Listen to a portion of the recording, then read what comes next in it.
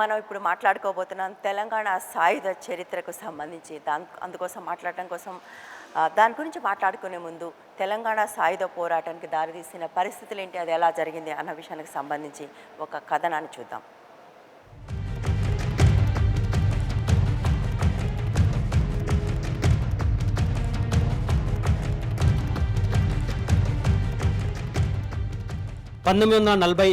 August 17న భారతదేశ ప్రజలు British సామ్రాజ్యవాద పాలన నుంచి విముక్తి చెంది స్వేచ్ఛా వాయువులు పీల్చారు.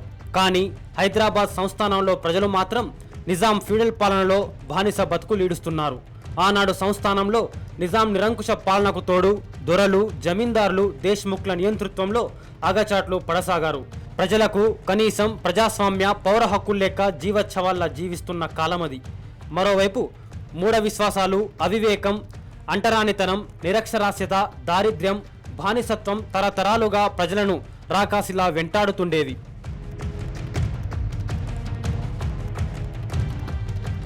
అలాంటి పరిస్థితుల్లో 1931లో తెలుగు భాషా ఉద్ధరణకు ఆంధ్ర మహాసభ ఆవిర్భవించింది. అది క్రమంగా సాంఘిక ఉద్యమంగా మారి ప్రజలను చైతన్యపరిచింది. వెట్టి చాకిరీ రద్దు, ప్రజాస్వామ్య హక్కుల కల్పన పునాదులపై ఏర్పడ్డ ఆంధ్ర మహాసభలో మితవాదులు, అతివాదులు ఉండేవారు. అయితే ఆనాడు ప్రపంచంలో జరుగుతున్న విప్లవాల ప్రభావంతో 1946 నాటికి ఆంధ్ర మహాసభలో అతివాదుల ప్రాబల్యం పెరిగింది. నైజాం పాలనలో దౌర్జన్యాలు ఎదుర్కొంటున్న ప్రజలు చివరికి బందూకులు చేతబట్టి ఎదురు తిరిగారు. 1946 నాటికి తెలంగాణ ప్రజల్లో చైతన్యం పెల్లుబికింది. ఊరు వాడ ఏకమై శత్రుమూకలను తరిమికొట్టారు. ప్రజల నాయకత్వంలోనే ఆంధ్ర మహాసభ రాజకీయ వేదికగా రూపుదిద్దుకొని దున్నేవాడికి భూమి, గీసేవాడికి చెట్టు, వెట్టి చాకిరీ రద్దు, దొరల, జమీందారుల దోపిడీ దౌర్జన్యాలను అంతం చేయాలన్న నినాదాలతో గ్రామ గ్రామాన సంఘం పేరుతో శాఖలు ఏర్పడ్డాయి.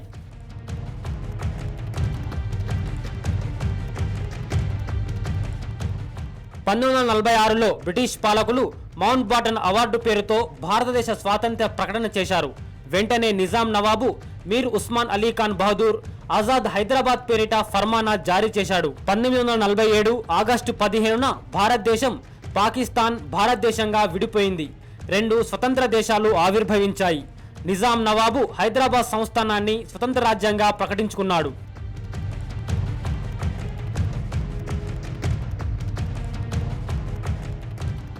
అప్పటికే ఒకవైపు భూస్వాముల ఆగడాలు, మరోవైపు రజాకార్ల దాష్టికాలతో హైదరాబాద్ సంస్థానంలో నిరంకుశత్వం పరాకాష్ఠకు చేరింది. రాచరిక భూస్వామ్య వ్యవస్థకు వ్యతిరేకంగా 1947 సెప్టెంబర్ 11న నాటి కమ్యూనిస్టు నేతలు రావి నారాయణ రెడ్డి, మగ్దుం మొహియుద్దీన్, బద్దం ఎల్లారెడ్డిలు సాయుధ పోరాట ప్రకటన చేశారు. దీంతో అయ్యా నీ బాంచనన్నోళ్లే బందూకులు పట్టారు, కాల్మొక్త గులాపోళ్లం అన్నోళ్లే గుత్పలెత్తారు, కారం, రోకలి, బరిసెలతో ప్రజాసేనలా కదిలారు.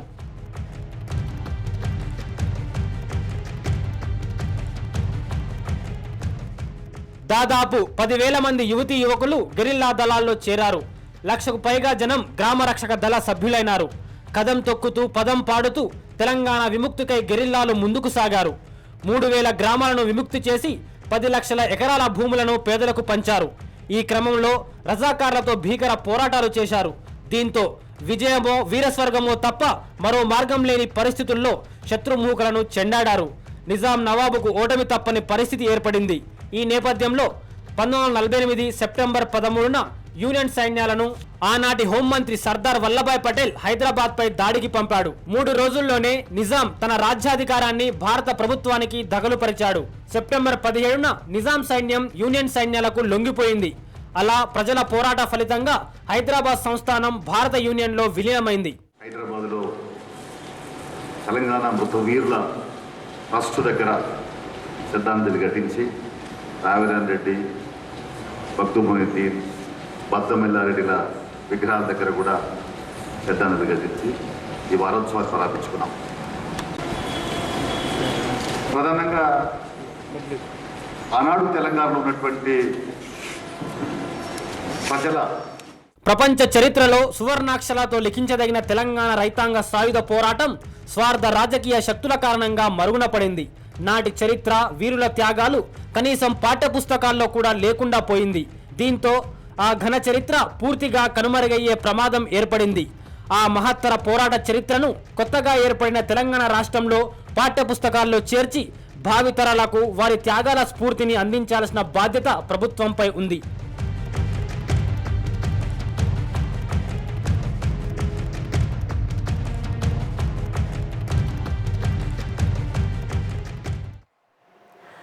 సో తెలంగాణ గడ్డ మీద జరిగిన ఈ అద్భుతమైన పోరాటానికి సంబంధించి మనతో మాట్లాడటానికి స్టూడియోలో ఉన్నారు కందిమళ్ళ ప్రతాప్ రెడ్డి గారు. ఆయన సిపిఐ సీనియర్ నేత. అయితే అంతకంటే కూడా ఆయన గురించి మాట్లాడుకోవాల్సింది ఏ పోరాటం గురించి అయితే మనం ఇప్పుడు మాట్లాడుకుంటున్నాము అందులో ఆయన చిన్నపిల్లవాడిగా ఉండి ప్రత్యక్షంగా పాల్గొన్నారు.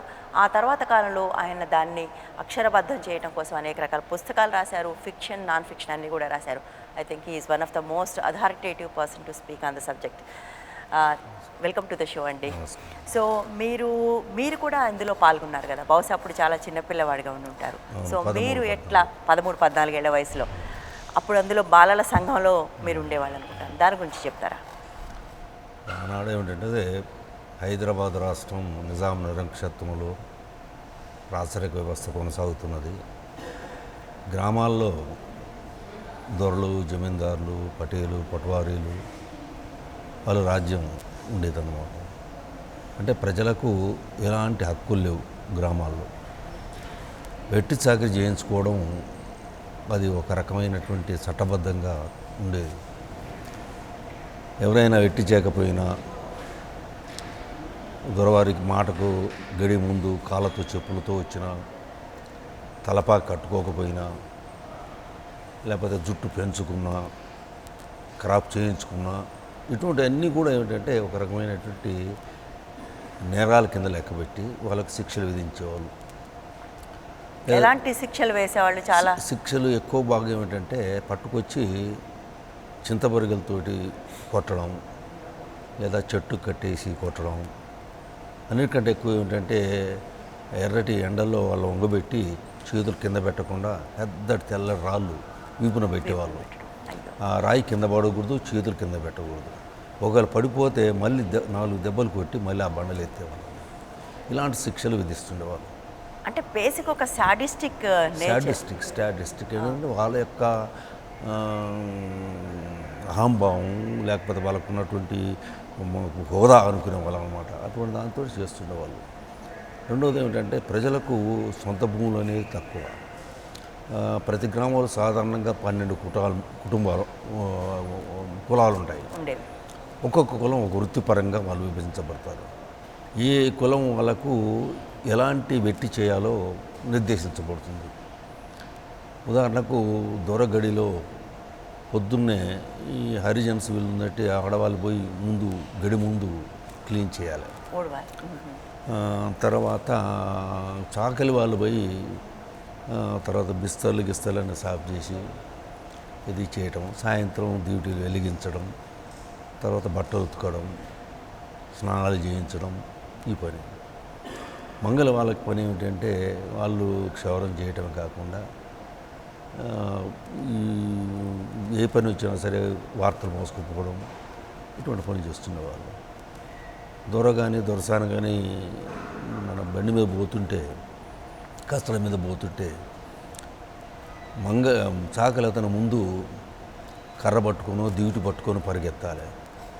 వెనక మంగళతను పెట్టుకొని సందుకు, అంటే ఆ బండిలో పెట్టొచ్చు కానీ బండిలో పట్టుకు ఇతనే మొయ్యాలి వచ్చేసాం. అలాగే హరిజన్స్ వాళ్ళు చేసిందని వాళ్ళు అనమాట. వాళ్ళు ఏమంటే పొద్దున్నే గడి ముందు వచ్చి కాపలాలు ఉండి ఎవరిని పట్టుకురమంటే వాడిని పట్టుకురావడం, లేకపోతే దొరవారు పోతుంటే గుర్రం ముందు దాని ముందు పరిగెత్తడం, ఇటువంటి పనులన్నీ వెట్టి సాగు చేసుకునే వాళ్ళం. ఇళ్ళల్లో ఏదన్నా కార్యక్రమం జరిగితే, పెళ్లి జరిగినా పబ్బం జరిగినా ముందు దొరవారికో పటేరుకో తెలియజేసి ఆయనకు ముందు నజరాన్ని ఇచ్చుకోవాలి. ఆయన పర్మిషన్ లేకుండా ఇది జరగకూడదు. ఇలాంటివన్నీ కూడా కులాల వారిగా వాళ్ళతో వెట్టి సాగు నేర్చుకునేవాళ్ళు. తర్వాత భాష జ్ఞానం లేదు, మూడో విశ్వాసాలు ఎక్కువ. అదంతా ప్రజలు ఏమనుకున్నారంటే ఇది తలరాత, వాళ్ళంతా వాళ్ళు పెట్టి బాగా భగవంతుడు వాళ్ళకి అలా ఇచ్చాడు కాబట్టి జరుపుకుంటున్నారు అనుకున్నారు. కానీ అలాగే హైదరాబాద్ రాష్ట్రంలో అప్పుడు నిజాం ప్రభుత్వం అధికారాలన్నీ నిరంకుశత్వంగా ఉన్న కింది దొరలు జమీందారులు ఎక్కువగా దాన్ని ఆచరించేవాళ్ళు. ఎందుకంటే అతనికి కప్పం కట్టడం, ప్రతి సంవత్సరం నజరానాలు ఇవ్వటం తప్ప గ్రామీణ జీవితంతో ప్రభుత్వానికి అంతగా ఉండేది కాదు. సంబంధం ఉండేది కాదు. పన్నులు వసూలు చేసి వీళ్ళు పంపిస్తుండేవాళ్ళు. అలాగే నిజాం రాజ్యంలో నిరక్షరాస్యత ఎక్కువ, గ్రామీణ ప్రాంతాలకు రహదారి సౌకర్యాలు లేవు, వైద్య సౌకర్యాలు లేవు. కాబట్టి ఎన్ని రకాలుగా ఏ రకంగా చూసినా వెనుకబడినటువంటి ఆ ప్రాంతాల్లో మరి ఇంకో దిక్కు లేదు కాబట్టి, రాజకీయ పార్టీ లేదు కాబట్టి, రాజకీయాల నిషేధం కాబట్టి ఎవరు మాట్లాడకుండా ఉండేవాళ్ళు. అలాంటి బ్యాక్గ్రౌండ్లో నేపథ్యంలో అందరూ కోరుకున్నారు ఏదో రావాలి మా కష్టాలు తీర్చాలని, కానీ తీర్చేవాళ్ళు లేడు. కానీ 1930లో భాషా ఉద్యమంగా ప్రారంభమైంది ఆంధ్ర మహాసభ. కానీ అది కేవలం భాష కోసమే పరిమితమై, అది కూడా ప్రాధేయపూర్వకంగా ప్రభుత్వాన్ని వేడుకొని మా భాషకు మేము అభివృద్ధి చేసుకుంటాం, కొంత అవకాశం కల్పించడన్నారు. అది ఆనాటి పరిస్థితి. అప్పుడు భారతదేశంలో ఉవ్వెత్తున ఉద్యమం జరుగుతుంది, స్వాతంత్ర ఉద్యమం జరుగుతుంది. కానీ హైదరాబాద్ రాష్ట్రంలో చీకటి ఉన్నది. ఇక్కడ ఇంకొక విషయం చెప్పాల్సింది ఏంటంటే, మన చరిత్రలో ఇప్పటికీ అంతగా కనిపించని అంశం మరొకటి ఉన్నది. అదేమిటంటే 1930లో జాతీయోద్యమం శాసనోల్లంఘనం జరుగుతున్నప్పుడు హైదరాబాద్ రాష్ట్రంలో ఉన్నటువంటి విద్యార్థి యువకులు కొందరు పోయి కాకినాడ సత్యాగ్రహం పాల్గొన్నారు. అది డాక్టర్ చెలికాని రామారావు గారి సహాయంతో. ఆ పాల్గొన్నటువంటి నాయకులే రావినారెడ్డి బద్దమల్లారెడ్డి గారికి సత్యాగ్రహం చేసినందుకు 6 నెలల జైలు శిక్ష చేశారు. మరోసారి చేసి దాదాపు సంవత్సరం జైలు మద్రాసు జైలులో గడిపి వచ్చాడనమాట. రావినారెడ్డి గారు సత్యాగ్రహం చేశాడు. వీళ్ళిద్దరూ హైదరాబాద్ రాష్ట్రంలో మొట్టమొదటిసారిగా చరకా ఉద్యమం, ఖాదీ ఉద్యమం ప్రారంభించారు. రావినారెడ్డి హైదరాబాద్ రాష్ట్రంలో భాషా ఉద్యమంగా జరుగుతున్నప్పుడు రాజకీయాలు ఎవరు కూడా పేరెత్తని సందర్భంలోనే హరిజన సేవా సంఘాన్ని చేశాడు. అప్పుడు మహాత్మా గాంధీగా 1934లో హరిజన సేవా సంఘాన్ని పెట్టాడు భారతదేశంలో. హైదరాబాద్ రాష్ట్ర హరిజన సేవా సంఘ్ కార్యదర్శిగా విద్యార్థిగా ఉండి అప్పుడే ఈ కాకినాడ సత్యాగ్రహం పాల్గొన్న రావినారెడ్డి గారిని దానికి సెక్రటరీగా చేశాడు. అంటే నేను అనేది ఏంటంటే, హైదరాబాద్ రాష్ట్రంలో ఆంధ్ర మహాసభ ఉద్యమం ప్రారంభించడానికంటే ముందు, లేదా ఏ రాజకీయ నాయకుడు ఏ పార్టీ చేయకముందు హరిజన సేవా సంఘం అన్నది ఒక ఉద్యమంగా వచ్చింది. దానికి తర్వాత కమ్యూనిస్టు నేతలుగా మారినటువంటి రావినారెడ్డి, బద్దమల్లారెడ్డి. బట్ బేసిక్గా హరిజన సేవా సమితి కానివ్వండి, తర్వాత ఆంధ్ర మహాసభ కానివ్వండి, ఆ తర్వాత వాళ్ళే భారత కమ్యూనిస్ట్ పార్టీలో భాగంగా హైదరాబాద్ కమ్యూనిస్ట్ పార్టీలో బేసిక్గా వాళ్ళే వాటిని ముందుకు ఒక రాజకీయంగా ముందుకు తీసుకొచ్చారు, లీడర్షిప్ వహించారని చెప్పుకోవాలి. అంతే కదండి. మరొకటి ఏమిటంటే, వీరే ఈ నాయకులే ఆంధ్ర మహాసభలో రాజకీయేతర పార్టీగా ఉద్యమంగా ఉన్నటువంటి దాన్ని ఒక సాంఘిక ఉద్యమంగా ప్రారంభమైంది. ఆంధ్ర మహాసభ భాషా ఉద్యమం నుంచి సాంఘిక ఉద్యమంగా మారింది. అంటే వెట్టి సాకిరి వ్యతిరేకంగా, తర్వాత రైతుల సమస్యల మీద వచ్చింది. దాన్ని మితవాదులు ఇక్కడి ఆంధ్ర మహాసభ ప్రారంభించిన నాయకులకు ఇష్టం లేదు. గాంధీ కూడా డిజోన్ చేసుకున్నారని చెప్తారు కదా. లేదు, గాంధీ చేయలేదు. వీళ్ళు ఏం చేశారంటే, ఇది భాషాపరంగానే ఉండాలి, నిజాం ప్రభుత్వం వ్యతిరేకంగా మనం చేయకూడదు అనేది ఉన్నారు. కానీ 1937లో నిజామాబాద్ మహాసభ ప్రధానంగా ఈ సమస్యలన్నీ చర్చకొచ్చింది. గస్తీ నిషాన్ 53 అని ఉండేది అప్పుడు, అంటే 144 సెక్షన్ లాంటిది. దాన్ని తీసివేయాలని, ప్రజాస్వామ్య హక్కులు, కొద్దిగా ఓటింగ్ హక్కు కావాలని, నిజాం ఛత్రఛాయల్లో బాధ్యతాయుత ప్రభుత్వం రావాలని, రైతుల మీద వెట్టి సాగిపోవాలని, ఇది ప్రధానంగా సాంఘిక సమస్యలు వచ్చినాయి. కానీ ఆ తర్వాత ఆ ఉద్యమమే రాజకీయ ఉద్యమంగా మార్చింది. అవును. సో ఇప్పుడు ఈ ఉద్యమం అనేది ఇది సాయుధ పోరాట రూపం తీసుకోవడానికి 46 జూలై 4న దొడ్డికొమ్మరయ్యని చంపడంతో అది ఒక తీవ్ర రూపం దాల్చిందని చెప్తారు కదా.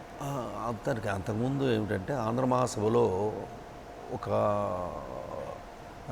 విభేదాలతో ఒక రకంగా వర్గాలు ఏర్పడ్డాయి.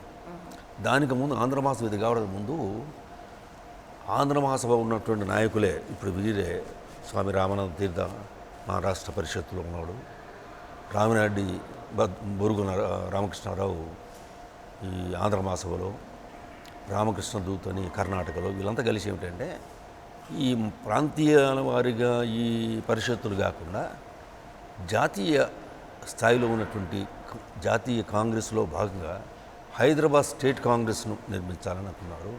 1938లో స్టేట్ కాంగ్రెస్ను అక్టోబర్లో ప్రకటించారు. వీళ్ళందరూ కూడా గాంధీ గారిని కలుసుకుని రావినాయుడు గారు, గోవిందరావు నాలాజు, స్వామి రామానంద తీర్థ వీళ్ళు కలిస్తే ఆయన పర్మిషన్ ఇచ్చేస్తే ఏంటంటే స్థాపించారు. దాన్ని ప్రకటించిన మరుసటి రోజే నిజాం ప్రభుత్వం దాన్ని నిషేధించింది. ఆ నిషేధాన్ని తొలగించాలని ఉవ్వెత్తున ఉద్యమం అంటే సత్యాగ్రహ ఉద్యమం జరిగింది.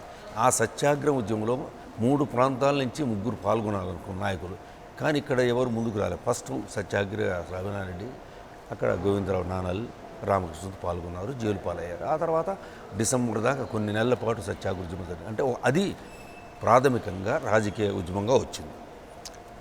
అది దానిలోనే విద్యార్థుల ఉద్యమం వచ్చింది, ఆర్య సమాజం పాల్గొన్నది, అంత అయిపోయింది, దాన్ని విరమించారు అనుకోండి.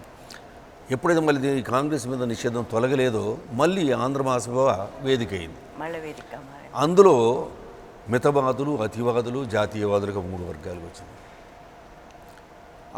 దాంట్లో కొంతగా 1941 నాటికి అతివాదులకు ప్రాబల్యం పెరిగి రావినాయుడు అధ్యక్షులయ్యాడు.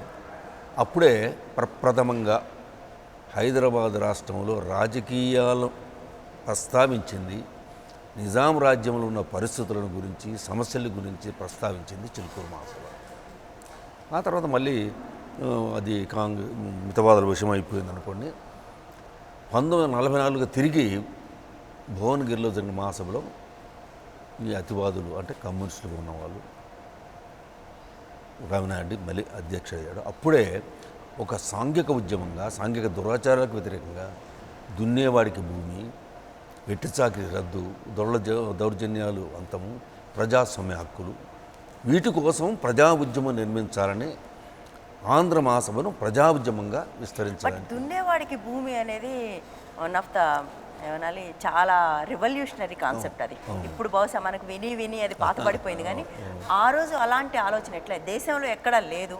బహుశా భారత కమ్యూనిస్ట్ పార్టీ అప్పటికే ఏర్పడింది, ఎక్కడైనా మాట్లాడిందేమో, కానీ అటువంటి డిమాండ్ ఇంకెక్కడా లేకుండా ఇక్కడ ఎందుకు వచ్చింది, ఎలా వచ్చింది? ఎందుకు వచ్చిందంటే ముఖ్యంగా ఆనాడు హైదరాబాద్ రాష్ట్రం ఎక్కలేనటువంటి మొత్తం హైదరాబాద్, కర్ణాటక, మహారాష్ట్ర, తెలంగాణ చూస్తే ఈ మొత్తం జిల్లాల్లో 6536 గ్రామాలు అంటే 25,000 చదరపు కిలోమీటర్ల దూరంలో వైశాల్యంలో జాగీర్లు ఉన్నాయి.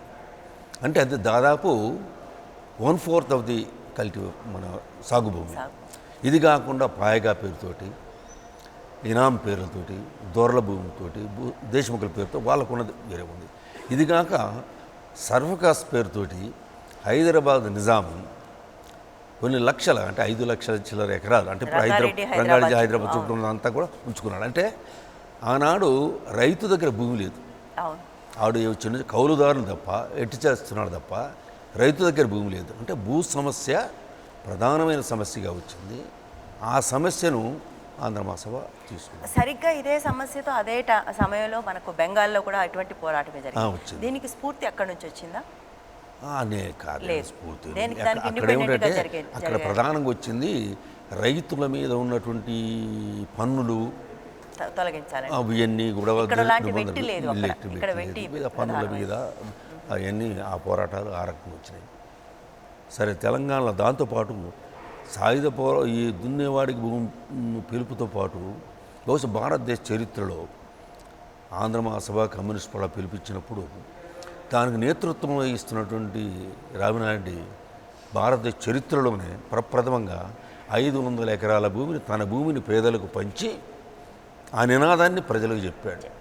That is the great. అది ఓకే. సో ఓకే, రైట్, అది ప్రారంభమైంది. బట్ మీరు అన్నట్టుగా ఇక్కడ నిరక్షరాస్యత, ఏ రకమైన రిసోర్సెస్ లేవు, డబ్బు లేదు. బట్ ఈ మూమెంట్ని ఎలా నడపగలిగారు? ఎక్కడి నుంచి వచ్చాయి బందూకులు? ఎక్కడి నుంచి వచ్చాయి బందూకులు? నిజంగా చెప్పాలంటే అది 1946 నాటికి 1940 దొడ్డి కొమరయ్య మరణంతో మనము తొలి అమరవీరుడు అంటాం. అంటే వాస్తవాన్ని చెప్పాలంటే ఆ దొడ్డి కొమరయ్య మరణం రాజకీయ నినాదంతో వచ్చిన ఉద్యమంలో చనిపోలేదు. ఆంధ్రమాస నాయకులలో ఈ సాంఘిక దురాచారాలు, దూర్ల దేశముఖుల దౌర్జన్యాలు, నిజాం ప్రభుత్వం యొక్క ఇంటర్ఫియరెన్స్, దౌర్జన్యాలు దీనికి వ్యతిరేకంగా జరుగుతున్నది. ఆంధ్రమాస మీద దాడులు జరుగుతున్నాయి. అదే సందర్భంలో హైదరాబాద్ రాష్ట్రంలో లేవిగాల పేరుతో నిర్బంధంగా గల వసూలు చేస్తున్నప్పుడు, కమ్యూనిస్టు పార్టీ మీద దాడులు చేస్తున్నప్పుడు ఆ దాడులను ప్రతిఘటిస్తూ ఇవి చేస్తుంటే కాల్పులు దొడ్డి కొమరయ్య మరణించాడు. దొడ్డి కొమరయ్య మరణం తర్వాత అనేక సంఘటనలు జరిగాయి. మల్లారెడ్డిగూడెంలో, బైరానపల్లిలో, తర్వాత పాత సూర్యపేటలో ఎన్ని జరిగిన తర్వాత అప్పుడు ఆత్మరక్షక దళాలను మాత్రం నిర్మించింది. దున్నేవాడికి భూమి నినాదం, విశాలాంధ్రలో ప్రజారాజ్యం, ఇవన్నీ కూడా అప్పుడు 1946లో ఆ తర్వాత వచ్చినాయి. వచ్చిన తర్వాత ఏమిటంటే మరోది 1946లో ఎప్పుడైతే హైదరాబాద్ నవాబు నేను స్వాతంత్రం వచ్చిన తర్వాత ఆజాద్ హైదరాబాద్ను ప్రకటించుకున్నాడు, జూన్లో ప్రకటించాడు. అది ప్రకటించగానే ఆంధ్రమాసం కమ్యూనిస్ట్ పార్టీ అంటే ఆజాద్ హైదరాబాద్ కాదు, అప్పుడు సాంఘిక ఉద్యమంగా ఉన్నటువంటి ఉద్యమం ఒక రాజకీయ లక్ష్యంతో అలా రాజకీయ లక్ష్యం ఏంటంటే హైదరాబాద్ ఉన్నటువంటి నిజాంకుశ రాచరిక పాలన అంతం చేయాలి, హైదరాబాద్ను భారతదేశంలో విలీనం చేయాలి, దున్నేవాడికి భూమి కావాలి, గీసేవాడికి చెట్టు కావాలి, అదేవిధంగా ప్రజాస్వామ్య హక్కులు కావాలి, విశాలాంధ్రలో ప్రజారాజ్యం స్థాపించాలి. ఇవి లక్ష్యం, రాజకీయ లక్ష్యాలుగా నిర్దేశించబడింది. దానికి వ్యతిరేకంగా ప్రభుత్వం ఈ రజకాలు వచ్చారు. ఆ రజకాల కారణంగా గ్రామాల్లో దాడులు జరిగినాయి. అప్పుడు గ్రామాల్లో ఎట్టుండేదంటే ప్రారంభ దశలో ఎవరు కూడా ఈ ఉద్యమంలో ధైర్యం చేసేవాళ్ళు కాదు. ఎప్పుడైతే సంఘం వచ్చిందో, సంఘం పేరుతో పిలిచేవారు, సంఘం వచ్చిందో ఆ సంఘం ఊరికి రావటం, దాన్ని చూసి ఊరేగింపులు జరపడం, దాన్ని చూసి దూరలో జమీందారులు బెదిరిపోవడం, పారిపోవడం చూసిన తర్వాత వీళ్ళకి శక్తి వచ్చింది, ధైర్యం వచ్చింది. ఓహో, మనమంతా ఐక్యంగా ఉంటే మనకు అండగా బలమైన శక్తి ఒకటి ఉన్నది, వీళ్ళు మనల్ని ఏమి చేయలేరు అన్నది ఆ మూగబోయిన గొంతులే జైకు ముందుకు వచ్చాయి. అవును. సో అంటే ఇప్పుడు ఇంతకుముందు నేను అడిగాను ఈ ప్రశ్న, అంటే అటువంటి ప్రజలకు నాకు తెలిసి, నాకు గుర్తుండి ఇంతకుముందు మాట్లాడుతున్నప్పుడు కాల్పులు జరుగుతుంటే పడుకోవాలని కూడా తెలిసేది కాదు అనేది. కాల్పులు తరపడం కాదు, అదే 1946 దొడ్డికొమరయ్య తర్వాత నెక్స్ట్ అక్టోబర్లో అనుకుంటా మల్లారెడ్డిగూడెం అని ఉంది, రేపు జరుగుతుంది మీటింగ్. మల్లారెడ్డిగూడెంలో మిలిటరీ నిజాం మిలిటరీ పోలీసులు 400-500 మంది దాడి చేశారు ఒకేసారి. ఎందుకంటే ఆ ఊరిలో సంఘం బలంగా ఉంది, నాయకులు ఉన్నారు. వీళ్ళు దాడి చేసి ఊరిని చుట్టేసి రైఫిల్ ఎక్కుపెట్టేసి జనాన్ని ఒక్క పోగు చేసి, మీ దగ్గర ఉన్న మీ ఊళ్ళో నాయకులు ఉన్నారు, పలానా నాయకులు ఉన్నారు, వీళ్ళందరినీ మాకు అప్పగించండి అన్న, లేకపోతే వాళ్ళ అచ్చుకు చెప్పన్నారు. ఆ ఊళ్ళో ఉన్న స్త్రీలంతా ఏమన్నారంటే ముందు మేము ముందు నిలబడతాం అన్న మీరు అనుకుంటండి, మగవాళ్ళందరినీ వెనక నిలబెట్టి ఆడవాళ్ళని ముందుకు వచ్చారు. ఏమున్నాయి వాళ్ళ చేతుల్లో? ఆయుధాలు ఏం లేవు, రోకళ్ళు, చీపుర్లు, కారం పట్టుకొని వచ్చారు. పోలీసులు అది చూసి ఆడవాళ్ళు ఉన్నారు ముందు, అందులో ముస్లిం స్త్రీలు కూడా ఉన్నారు బుర్కా వేసుకొని, మీరు అవన్నీ కింద వేయండి అన్నారు. అంటే వాళ్ళు చెప్పారు మీరు రైఫిల్ కింద పెట్టండి, దించేయండి అన్న. మేము దించమన్నారు. ఆ రకంగా పోరాటం చేస్తుంటే కాల్పులు జరిగాయి. కాల్పులు జరుగుతున్నప్పుడు వాళ్ళకు చాట బియ్యం చేసుకుంటాం కదా, ఈ ఎంత అమాయకత్వం అంటే ఇది అడ్డు పెడితే తూటాలు ఆగిపోతాయి, చాటలు అడ్డు పెట్టారు. అవును, పెడితే ఆ తూటాల వచ్చి 4 స్త్రీలు చనిపోయారు, అలాగే మరో 7 చనిపోయారు. అప్పటి నుంచి ఉందన్నమాట, స్త్రీలు ముందున్నంత మాత్రాన ఆగాలనేది నిర్బంధం, అది ఎప్పటికీ అమాయకత్వం. ఈ రోజు కూడా అదే చాలా మంది స్ట్రాటజీగా ప్లే చేస్తారు, బట్ ఇప్పటికీ అదే జరుగుతుంది. ఆ రకంగా ఆ ధైర్యం అంటే మీరు మొట్టమొదటి అడిగారు, నిజాం నవాబ్ దగ్గర ఆయుధాలు ఉన్నాయి, వాహనాలు ఉన్నాయి, మందుగుండు ఉంది, బలం ఉంది, అన్నీ ఉన్నాయి.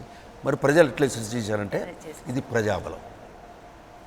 వీళ్ళు ఏది లేకున్నా మనోబలం ఉన్నది, ప్రజాశక్తి ఉన్నది. కాబట్టి ఆ ప్రజాశక్తితోటి ఆ ధైర్యం ఒక రకంగా తూటాలు దూసుకుపోతుంటే వాళ్ళు అసలు తూటా పోతుంది నేను చచ్చిపోతున్నా అన్నది లేదు, ముందుకు పోవాలి. యాదగిరి చనిపోతున్నప్పుడు వద్దన్నా కూడా ముందుకు పోతున్నా కూడా కాల్ చేస్తాను కూడా చస్తాను అనేటువంటి ఆ ధైర్యం ఆనాడు ఆ ఉద్యమం ఇచ్చింది. మేము బాలల సంఘంలో చిన్నప్పుడు చేస్తున్నప్పుడు మా ఊరికి బాలల సంఘం ఎలాంటి, మీరు బాలల సంఘంలో బాల సంఘం 12-13 ఏళ్ళ పిల్లలంతా మా పని బాలల సంఘం ఏం చేసేవాళ్ళు? కొరియర్లుగా పనిచేసేవాళ్ళు. కొరియర్లుగా చేసేవాళ్ళు. మా పని ఏమిటంటే, ఎందుకంటే ఈ 11-14 సంవత్సరాల లోపు ఉన్న వాళ్ళని గెరిల్లా దళంలో చేర్చుకునే వాళ్ళు గారు కాదు. మినిమం 15 సంవత్సరాలు అనేది తుపాకీ పట్టాలని. మేము అనేక సార్లు పోయినా కూడా వాళ్ళు ఏమిటంటే తీసుకునేవాళ్ళు. ఎందుకంటే మీరు గ్రామాల్లో ఉండి చేయండి, ఎందుకంటే గ్రామ సంఘాలు ఉండేది, గ్రామ పార్టీలు ఉండేది, పంచాయతీ కమిటీలు ఉండేది. మా ఈ బాల సంఘాల పని ఏమిటంటే గ్రామానికి దళం వచ్చినప్పుడు దళంతో ఊరేగింపు చేయటం, వాళ్ళకు భోజనాల వసతి ఏర్పాటు చేయటం, పడుకోవడానికి ఏర్పాటు చేయటం, గ్రామంలో జరిగే సంఘటనలు రహస్యంగా వారికి చేర్చడం, దళం ఎప్పుడు వస్తుందో చెప్పడం. ఇక మేము ఇంకోటి వర్తమానాన్ని పక్క గ్రామాలకు తెలియజేయటం, ఫెసిలిటేటర్స్గా పనిచేయటం. ఇది పని. ఇందులో ఆడపిల్లలు మగపిల్లలు అందరూ ఉన్నారు. ఇంకా ఇది లేనప్పుడు దానిలో ప్రతిరోజు సాయంత్రం ఈ బాల సంఘాల పైన ఏంటంటే గ్రామంలో ఊరేగింపు చేయటం నినాదం చేసుకుంటూ, అప్పుడు ఇచ్చిన పాటలు పాడుకుంటూ ఊరేగింపు చేసుకోవడం, ఈ ప్రజల్ని ఉత్సాహపరుస్తూ నాయకులు లేకపోతే మేమే దోచినటువంటిది చెప్పడం, ఇది బాల సంఘం. ఆ రకంగా మహిళలు తర్వాత పురుషులు అందరూ కూడా ఒక ఉత్సాహంగా ప్రతిరోజు సాయంత్రం జరుగుతుండేది, ఊరేగింపు జరుపుకుంటున్న వాళ్ళు. అది బట్ కానీ వందల మంది చనిపోయారు ఆ తర్వాత, విపరీతమైన వేల మంది చనిపోయారు, నిర్బంధం కొనసాగింది. బట్ అయినా కూడా అది పోరాటం దాదాపుగా సైనిక చర్య దాకా కొనసాగుతూనే ఉంది. అంతే జరుగుతుంది. ముఖ్యంగా మరవరానటువంటి సంఘటన ఏంటంటే రెండు. ఒకటి ఏమిటంటే ఆకునూరు చెట్పల్లి బీదర్ దగ్గర ఉన్నది. అమానుషత్వంగా వాళ్ళు చేసిన దాడి స్త్రీలను అవమానపరిచింది. ప్రతి స్త్రీ ఆ ఊళ్ళో అవమానానికి గురైంది. ప్రతి వ్యక్తి చిత్రహింసలకు గురయ్యాడు. ప్రతి ఇల్లు దోపిడీ చేయబడింది. అది ఒకటి. అది మహాత్మా గాంధీ దగ్గరికి రాజీవ్ గారి పోవటం ఆ దేశాన్ని మొత్తం ఒక రకం సంచలనాత్మకంగా సంఘటించింది. రెండో సంఘటన అదే జిల్లాలో తాలూకాలో బైరాన్పల్లిలో ఒకే రోజు 86 మందిని చుట్టుముట్టేసి నిలబెట్టి కాల్ చేశారు. చిత్రహింసలు పెట్టారు జనాన్ని. 86 మంది భర్తల్ని చంపేస్తుంటే, తమ్ముళ్ళు చంపేస్తుంటే పక్కన స్త్రీలు అంటే వాళ్ళ కళ్ళ ముందు 86 మందిని చంపేశారు నిలబెట్టి ఒకేసారి. వాళ్ళు పోతూ కూటికల్లనే మరో గ్రామంలో మన 30 మందిని కలిసి అంటే 118 మందిని ఒకే రోజు నిలబెట్టి చంపేశారు. అలాంటి దారుణాలు చాలా జరిగాయి. సైన్యం వచ్చినప్పుడు నిజానికి సైన్యం వచ్చినప్పుడు ఒక రకంగా చాలా విముక్తి జరుగుతుందనే భావించినట్టుగా ఉన్నారు. బట్ సైన్యం వచ్చి సైనిక చర్యలో భాగంగా కూడా మళ్ళీ కమ్యూనిస్టుల మీదే దమనకాండ జరిగిందని విన్నాం. ఎంతవరకు కరెక్ట్ అది? ఎందుకంటే వాస్తవం ఏంటంటే తెలంగాణ భారత సైన్యం కూడా మళ్ళీ ప్రజల మీదనే దమనకాండ జరిపింది. సైన్యం రావడానికి ప్రధాన కారణం ఈ ఉద్యమం. అవును. ఎందుకంటే 1947 ఆగస్టు నాడు భారతదేశానికి స్వాతంత్రం రాగానే హైదరాబాద్ను అప్పటికి ముందే ఆజాద్ హైదరాబాద్ అన్నాడు. దానికి అండగా రజకాలు వచ్చారు. సెప్టెంబరు 10 తేదీ వరకు ఈ పోరాటం చేస్తున్నటువంటి తెలంగాణ కమ్యూనిస్ట్ పార్టీ, ఆంధ్ర మహాసభ సాయుధ పోరాటం చేస్తున్న వాళ్ళు స్వాతంత్రం వచ్చింది కాబట్టి భారత ప్రభుత్వం మనకు అండగా వస్తుంది. కానీ అది రాకపోగా నిజాం నవాబ్తో రాయబారాలు సంప్రదింపులు చేస్తున్నారు. వాళ్ళు ప్రతిపాదనలు పెట్టారు ఏమిటంటే, మేము మీ ఆంతరంగిక వ్యవహారాలు జోక్యం చేసుకోము, మీ రాచరికం మీ రాక ఉంటుంది, మీ రాష్ట్రంలో కమ్యూనిస్టుల మీద ఎలాంటి చర్య తీసుకున్నా, ఎవరిని ఇంత చేసినా, రజకాలు ఎన్ని దారుణాలు చేసినా మేము మాకు అంతగా పట్టింపు లేదు. కానీ మేము కోరేది ఒక్కటే, భారతదేశంలో భాగమని మీరు అంగీకరించాలి. విదేశ వ్యవహారాలు, సైన్యం, తంతి తపాల, ఈ 3-4 విషయాలు మాకు అప్పగించండి. ఈ విషయాల్లో మీరు భారత ప్రభుత్వానికి లోపల, మిగతా విషయాల్లో మీ ఇష్టం అని చెప్పి జరుగుతున్నప్పుడు కమ్యూనిస్ట్ పార్టీకి ఆంధ్ర మహాసభ అర్థమైపోయింది, ఏదో రాజు చేస్తారు కాబట్టి. అప్పుడు అందుకోసమే ఇక ఈ రకంగా మనకు హైదరాబాద్ రాష్ట్రానికి ఏ లక్ష్యాన్ని అయితే సాధించాలని, రాచరిక వ్యవస్థను కూల్చాలని, భారతదేశంలో విలీనం చేయాలనుకున్నామో ఇది జరిగేటట్లేదు. కాబట్టి దానికి మార్గం ఒకటే, సాయుధ పోరాటం. కాబట్టి సాయుధ పోరాటం ద్వారా ఇది సాధించాలని పిలుపునిచ్చారు. ఆ పోరాటం సంవత్సరం పాటు జరిగింది. ఆ సంవత్సర కాలంలో నిజాం నవాబు 1940 ఇది మనం అనుకున్నట్టుగానే ఊహించినట్టుగానే నవంబరు 29 నాడు యథాతథ ఒప్పందం జరిగింది. అది వాస్తవం తెలిపింది. సాయుధ పోరాటం జరుగుతుంది. సాయుధ పోరాటం జరుగుతున్నప్పుడు భారత ప్రభుత్వం ఏమనుకుంది, హైదరాబాదు ప్రభుత్వం మిలిటరీ వారికి అందిస్తున్నాం కాబట్టి, వారికి తోడు రజాకార్లు కూడా ఉన్నాం కాబట్టి ఈ ఉద్యమాన్ని అణిచివేయగలరు అనేటువంటి ధీమా వాళ్ళకు ఉండేది. హైదరాబాద్ ప్రభుత్వానికి అదేవిధంగా రజాక్గాలకు కూడా అంత శక్తి ఉందంటే వీళ్ళు ఏం ఫినిష్ చేస్తామనేటువంటి వాళ్ళకి ఇంకా రోజు 100 మందిని చంపేయగలరు ఎట్లా చేస్తాము, దాడులు చేస్తాం అనుకున్నారు. కానీ ఈ ప్రజా మొత్తం యావత్ తెలంగాణ పల్లె పల్లె కదిలింది, ఊరు ఊరు కదిలింది, ప్రతి వ్యక్తి సైనికుడు అయ్యాడు. కాబట్టి ఆ పోరాటాన్ని ఎదుర్కోలేకపోయి అంత శక్తి వాళ్ళకున్నా, ఆయుధాలు ఉన్నా, ఏమున్నా సరే వాళ్ళు పోయారు. ఆఖరికి 1948 ప్రారంభంలో అనేక సంఘటనలు హోరావరి పోరాటాలు జరిగినాయి. రేణుకుంట కానీ, బైరానిపల్లి కానీ, లేకపోతే మాందాపురం కానీ, ఇక్కడ అనేక మంది పోరు జరిగి చచ్చిపోయారు. ఆ చచ్చిపోతూనే ధైర్యం చేసి విజయమో వీరస్వర్గమో తప్ప మరో లేదనుకొని రజాకార్ల క్యాంపుల మీద, పోలీస్ స్టేషన్ల మీద మెరుపుదాడులు చేసి వాటి క్యాంపుల్ని తుదముట్టించి ఆయుధాలు ఎత్తుకుపోయారు. అంటే హైదరాబాద్కు 30 కిలోమీటర్ల దూరంలో గుండ్రాంపల్లిలో, లేకపోతే బీబీ నగర్లో, ఇబ్రాహీంపట్నంలో, వికారాబాద్లో 4 వైపుల నుంచి హైదరాబాద్ దగ్గర దాకా ఈ కమ్యూనిస్ట్ సైన్యాలు గెర్రిల్లా రావడం గమనించి ఆనాడు నేను రాస్తున్న ఏమిటంటే విపి తన దాంట్లో రాశాడు. వాస్తవాన్ని ప్రమాదం పుచ్చుకొస్తుంది, ఒకవైపు నుంచి రజాకార్లు చేస్తున్నారు, దీనికంటే మించి కమ్యూనిస్టులది ప్రభావం. ఎందుకంటే భారత కమ్యూనిస్టు చేతుల్లోకి హైదరాబాద్ రాష్ట్రం వస్తే ఇది ఇంతటితో ఆగదు, ఇది మొత్తం భారతదేశానికి వస్తుంది. అప్పటికే కమ్యూనిస్ట్ పార్టీ తీర్మానం చేసి ఉంది. కాబట్టి ఇది మొత్తం భారతదేశానికి విస్తరిస్తుంది. కాబట్టి దీని అనుచలం వాళ్లకు ఆందోళన కలిగింది. హైదరాబాద్ నవాబ్కి ఏమిటంటే ఇది నిజంగా మేము వద్దనుకున్నా సరేలేదు అనుకున్నా. కాబట్టి ఇద్దరు మధ్యన 19 జనవరి నుంచి ముఖ్యంగా ఏప్రిల్ నాటికి ఈ చర్చలు ఎక్కువైపోయి ప్రమాదాన్ని ఇద్దరు గుర్తించారు. రజాకార్ల కంటే కమ్యూనిస్టుల ప్రమాదం గురించి ఏప్రిల్ 29 నాడు జరిగినటువంటి సమావేశంలో ఇదే ప్రతిపాదన కేంద్ర ప్రభుత్వం చెప్పింది. ప్రతినిధులు చెప్పారు, మీరు మేము ఇటు తగాద పడితే మన ఇద్దరిని మించిన వస్తుంది, ఆ ప్రమాదాన్ని మీరు గుర్తించట్లేదు. కాబట్టి ఏమిటంటే మనం ఒక ఒప్పందానికి రావాలి, మేము ఇంతకుముందు ప్రతిపాదించిన దాన్ని మీరు అంగీకరించాలి, చేస్తే కమ్యూనిస్టులను నివారించవచ్చు, రజాకార్లను ఎదురు చేయొచ్చు అనుకున్నారు. ఆ కారణంగా అదే దాంతోపాటు అప్పటి వరకు నిజాం ప్రభుత్వానికి అండగా ఉన్నటువంటి మౌంట్ బాటన్ వెళ్ళిపోయాడు, రాజగోపాల్చారి అధికారానికి వచ్చాడు. రెండోది ఏమైందంటే పాకిస్తాన్ అధ్యక్షుడు మొహమ్మద్ అలీ జిన్నా 11వ తేదీ చనిపోయాడు. ఆయన చనిపోయినంత శోక సముద్రం ఒక రకంగా చెప్పవచ్చు పాకిస్తాన్ ఉన్నది. కాబట్టి ఆజాద్ హైదరాబాద్ అన్నటువంటి నిజాం నవాబు ఒక రకంగా క్రమంగా కాశ్మీర్ రజాకార్ల చేతుల్లో కీలుబొమ్మగా మారాడు. వాళ్ళు అన్ని రకాలుగా ఒత్తిడి తెచ్చి నిజామును అదుపు చేసేయడం తెప్పించింది. కాబట్టి అతను ఆ ప్రమాదం కూడా వచ్చింది అతనికి. కాబట్టి ఏ రకంగా చూసినా భారత ప్రభుత్వంతో ఒడంబడిక చేసుకోవడం, సర్దుబాటు చేసుకోవడం మంచిదని అతను గ్రహించాడు. భారత ప్రభుత్వం ఏంటంటే ఏ రకంగా ఈయన ఏం చేసినా, ఎన్ని కన్సెషన్లు ఇచ్చైనా సరే ఇది చేయడం ద్వారా తెలంగాణలో కమ్యూనిస్ట్ ఉద్యమాన్ని ఆలోచించు అనుకున్నాను. సరే సైన్యాలు వచ్చినాయి, ఆ చరిత్ర మాట తర్వాత. కానీ సైన్యాలు వచ్చిన 3-4 రోజులకు విపి మెనన్ భారత ప్రభుత్వ ప్రత్యేక కార్యదర్శి ఈ సమస్య చూసిన ఆయన రాసిన పుస్తకంలో ఒక అవర్ ఫస్ట్ టాస్క్, మేము వచ్చినటువంటి ప్రథమ లక్ష్యం రజాకార్లను అదుపులో పెట్టడం, శాంతిని పరిరక్షించడం.